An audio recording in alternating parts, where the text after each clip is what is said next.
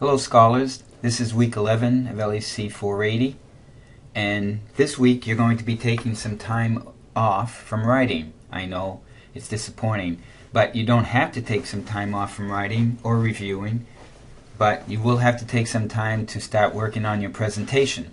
So this week will be practicing on a 5-slide PowerPoint. So let me show you what the expectations are.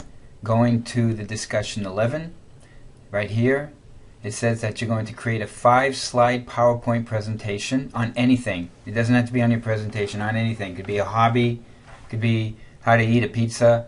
It doesn't matter what it is, okay? You can make it interesting, funny. It doesn't matter. It's for you to get to practice because you have to add narration on there.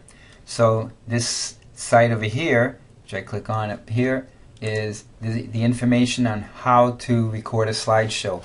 That is very important for you to know how to do this by May, because you will be doing your presentation for your paper in May, and that's going to be worth 20%. So you want to make it as good as possible.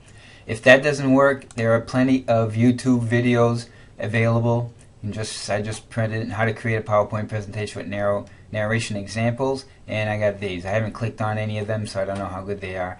But these are important for you practices. If you don't know how to do this, it's good for you to do this. So take the time this week to take a little break from your paper. You're probably not as in love with it as you would imagine, but that's okay. That we'll come back to it next week. The other thing is that I'm going to show you this PowerPoint here that I created just to give you some tips. So this is what I'm expecting. Alright? There's the first card, or the first slide. You have to imagine that you're presenting in front of an audience of your peers. That's what this whole idea of research papers are.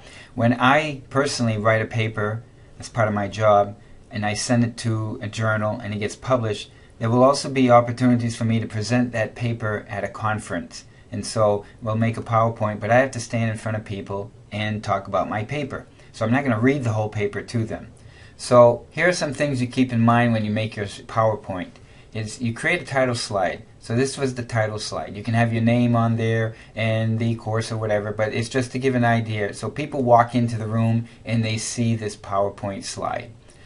Don't put your entire speech on the slide. In other words, don't read. Sometimes you'll get a slide where it has it's a whole gigantic paragraph of three-point font, and people are reading it. You are not reading your slides to your audience. They can read, so don't read it. Just use bulleted items.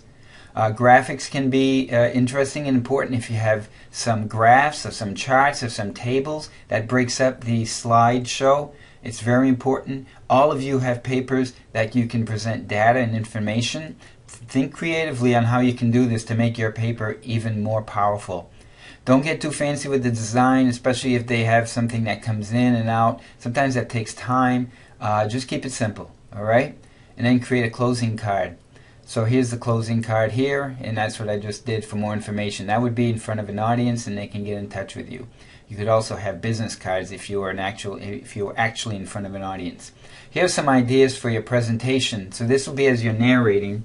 So introduce yourself, who you are, what your presentation is all about. And again, this is very important. Don't read the slide to your audience, all right, as I'm reading the whole line to you.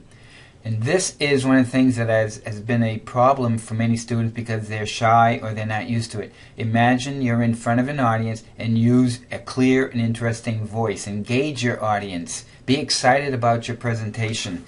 These are all factors that you would use if you were in a live situation in front of people. Alright? So think about that. Be excited. It's your presentation. It's your slideshow. So for the practice one next week, when you're showing us how to wash your dog after it's been hit by a skunk, great. Then be excited about it. Don't give me a monotone voice. This is my presentation. I'm just trying to get this through so Caron can get off my back.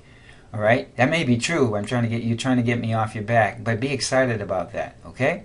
And then at the end, thank the audience for listening. Sign off at the end of your presentation, and there's your closing card. So that's the basics of the basics that I would like you to see. I would like to see on your 5-card presentation.